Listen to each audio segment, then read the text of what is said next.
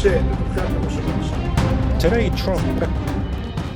दोस्तों नमस्कार, मेरा नाम प्रशांत है और आप देखना शुरू कर चुके हैं द कॉन्फ्लिक्ट लेंस। दोस्तों 24 घंटे भी ट्रंप का जो पीस डील था इजराइल और हमास के बीच में, वो 24 घंटे भी नहीं चला। 24 घंटे क्या, 8 घंटे भी नहीं चला। 8 घंटे में इजराइल ने अपना सच दिखा दिया, अपनी औकात दिखा दी।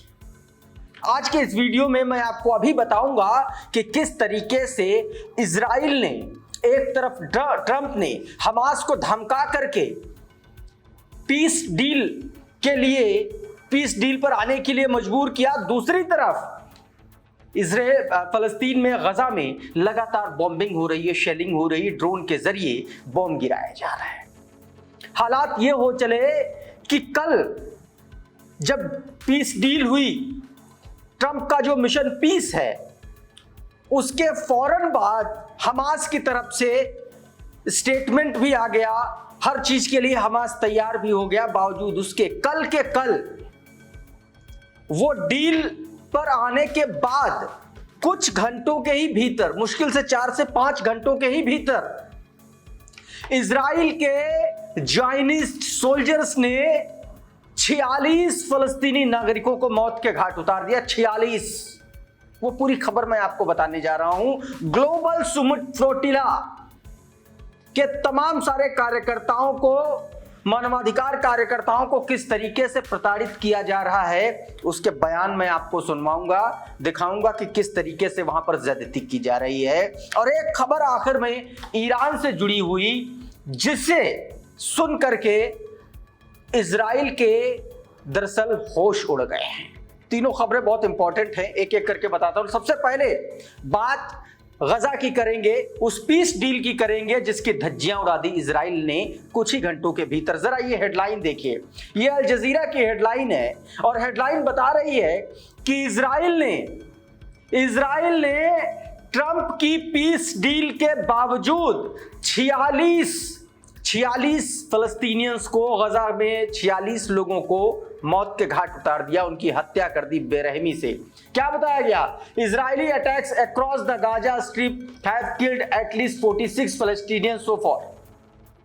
46 फलस्तीनियन को गजा स्ट्रिप में आईडीएफ के सोल्जर्स ने, इजराइल ने मार दिया। Even as US president Donald Trump says Israel has temporarily stopped the bombing in order to give his plan।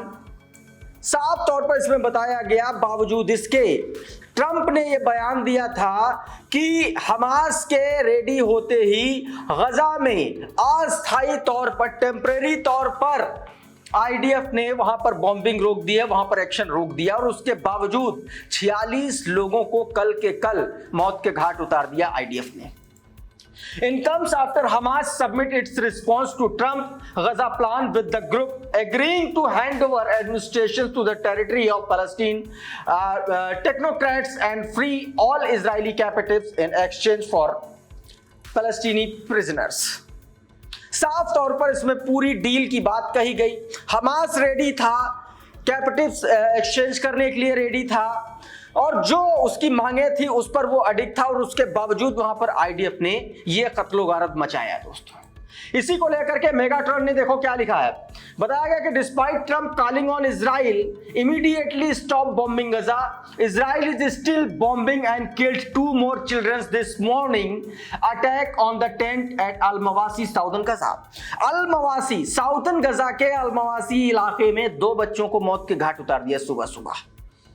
ये खबर दोस्तों मेगाट्रॉन ने अपने ट्विटर हैंडल से दी।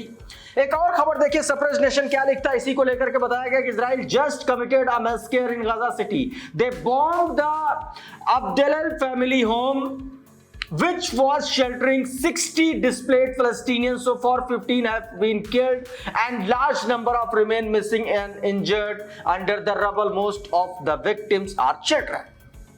इस तरीके का काम हो रहा है, इस तरीके की हत्याएं ये पीस डील के बावजूद हुई है। दोस्तों ये जरा तस्वीरें देखिए कैसे वहां पर ड्रोन के जरिए लोगों को मारा जा रहा है। देखिए जरा, ये ड्रोन आप देख रहे होंगे छोटा सा, और उसके जरिए देखिए वहां पर बॉम्ब गिराए जा रहे हैं। ये देखिए बॉम्ब गिरा, और ये देखिए बड़ा सा ब्लास्ट हुआ, देखिए आग लग गई।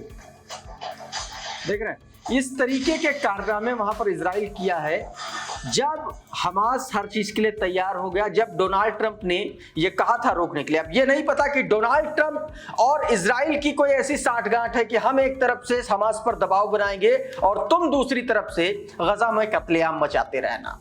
ये बात दोस्तों, ये देखे, ये वीडियो शेयर करते हुए लिखा गया, आई डॉक्यूमेंटेड, जिस व्यक्ति ने इस वीडियो को बनाया है वहां से ये वीडियो आया और क्या बताया गया, I documented for you that the press of the media try to hide what is the happening suddenly. In this video, I documented now an Israeli quadcopter drone dropping incendiary bomb on the tent of displaced people. जो displaced people हैं उनके tent पर ये bomb डाले जा रहे हैं, उनको जिंदा मारने की कोशिश की जा रही है। उधर जरा एक और ट्वीट आपकी स्क्रीन पर देखिए जरा, आरकेएम टाइम्स का ट्वीट है, बताया गया कि इजराइल ने ट्रंप का जो पीस प्लान था उसको रिजेक्ट कर दिया है। क्या बताया गया, Israel has rejected Trump's call to halt its bombing of Gaza and ignore to withdraw IDF troop from Gaza city. Trump ने जो कहा था इजराइल से कि वहां पर बॉम्बिंग बंद कीजिए और अपने आईडीएफ के सैनिकों को बाहर निकालिए, और वो उसको मानने से इजराइल ने मना कर दिया है इसके अकॉर्डिंग, क्योंकि जिस तरीके से एक्शन हो रहा है उससे ये पता चल रहा है। उधर हमास ने कहा है कि Israel is still bombing our civilians amid going hostage deal with Trump. जब ट्रंप के साथ हॉस्टेज डील चल रही है उस दौरान भी बॉम्बिंग कर रहा है इजराइल, या हमास ने आरोप लगाया है। अच्छा, इस डील की तह तक हिजबुल्ला पहुंचा और उसकी तरफ से नईम कासिम का एक बयान आया जिसमें उन्होंने साफ तौर पर कहा कि ये जो कुछ भी इजराइल और ट्रंप कर रहा है ये बहुत खतरनाक है, उसको खतरों से भरा। हिजबुल्ला ने बताया और बताया कि इस योजना में, इस प्लान में ऐसे संशोधन किए गए हैं जिससे इजराइल को फायदा होगा। इजराइल को कुछ सैन्य अभियान, नरसंहार और गजा अत्याचारों से हासिल जो कुछ वो हासिल नहीं कर पाया, अब वो ट्रंप और पॉलिटिक्स के जरिए हासिल करना चाहता है। क्या कुछ कहा गया है, जरा ये बयान सुनिए छोटा सा। Today, Trump suggested a plan for a solution in Gaza, and he called it a peace plan.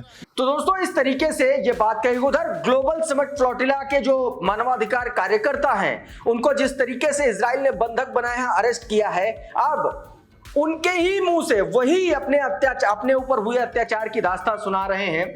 लोग कह रहे हैं कि किस तरीके से ग्लोबल समिट फ्लोटिला में जो ग्रेटा थनबर्ग है, बच्ची है, उसको किस तरीके से प्रताड़ित किया गया, उसको जमीन पर लिटाया गया, उसको इजरायली झंडा चूमने के लिए मजबूर किया गया। क्या कुछ कह रहे हैं लोग, जरा सुनिए आप। Hepsi siyasetçisi, hepsi bize böyle böcek muamelesi yapmaya kalktılar ama herkese böyle davranıyorlar. Greta'ya çok ağır işkence yaptılar.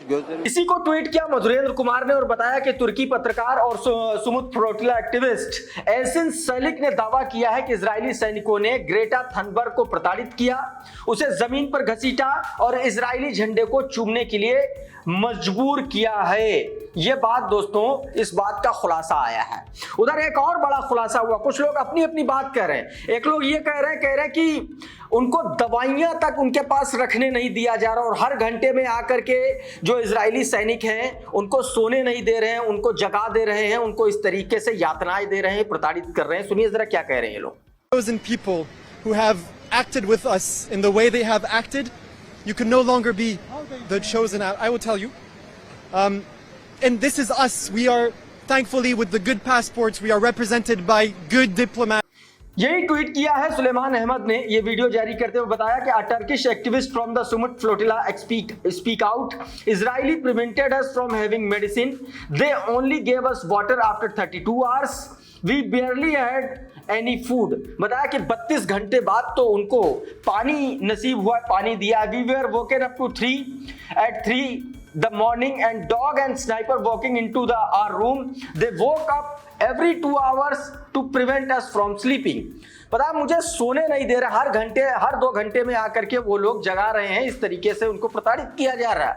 उधर बेन गवीर क्या कह रहा है, लगातार धमका रहा है और वो कह रहा है कि जो कृत्य, जो कांड वो गजा में कर रहे हैं वही हश्र इन एक्टिविस्ट का होगा और इनको भी वो आतंकवादी बता रहा है। जरा कुछ न्यूज नेटवर्क का ये ट्वीट है, क्या बता रहा है? Ben Gvir describe flotilla activist as terror supporters and criticise war criminal Netanyahu for allowing their deportation back to their countries. बता दिया गया कि जिस देश के लोग हैं उनको वापस नहीं किया जाएगा। एक छोटा सा हिस्सा है, सुन लीजिए जरा।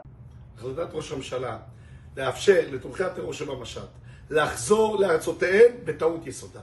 אני חושב שחייבים להשאיר אותם כמה חודשים כאן. उधर दोस्तों ईरान जो कुछ भी कर रहा है उससे इजराइल के होश उड़े हुए हैं दोस्तों। रशिया से Su-35 जो है 2 प्लेन बताया जा रहा है कि उतरे हैं ईरान की धरती पर, उसमें बहुत सारे घातक हथियार उतरे। जरा करंट रिपोर्ट का एक ट्वीट देखिए, बताया गया 2 Russian Ilyushin heavy transport plane जो कार्गो प्लेन है वो उन्होंने मिलिट्री के बहुत सारे इक्विपमेंट लेकर के वो तेहरान और ईरान की धरती पर उतरे हैं, साफ तौर पर करंट रिपोर्ट ने ये बताया है। उधर द क्रेडल की एक रिपोर्ट है जिसमें अपोजिशन के जो मेंबर ऑफ इजरायली कैंसेट जो मेंबर हैं उन्होंने एक बयान दिया और उन्होंने अपने बयान में कहा, anyone who thinks the incident with Iran is over is mistaken and misleading. The Iranians are already working intensively strengthening their defence and military capabilities every day. Work at the nuclear sites has resumed. It is not for nothing that leading countries restrained the snapback। साफ तौर पर बताया गया कि जो लोग ये सोच रहे हैं, समझ रहे हैं कि ईरान को कुछ नहीं कर रहा है, वो लोग ये समझ लें कि ईरान अपनी सारी तैयारियां पुख्ता कर रहा है और लगभग वो पुख्ता कर भी चुका और वो अपने परमाणु कार्यक्रम को आगे बढ़ा रहा है। ये बात एक इजरायली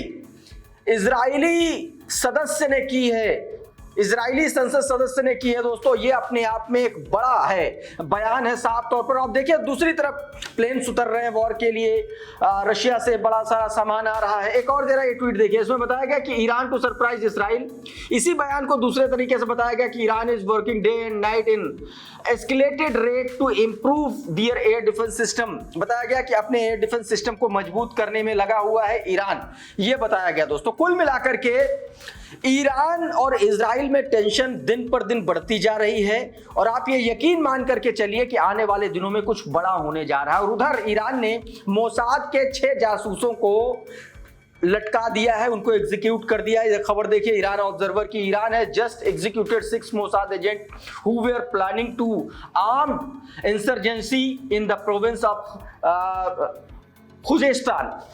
जो एक इलाका है, जो राज्य है ईरान का, वहां पर वो प्लानिंग कर रहे थे और वो पकड़े गए और उनको जो है एग्जीक्यूट किया गया है दोस्तों। उधर ईरान ने एक और फैसला लिया है, उसने फैसला लिया है कि अब वो अमेरिकन जीपीएस इस्तेमाल नहीं करेगा। इसके लिए उसने चाइना से संपर्क किया है और उसमें कहा है कि वो अब चाइना का जो वेब है, चाइना का जो जीपीएस है उसको इस्तेमाल करेगा। ये ट्वीट आपकी स्क्रीन पर है।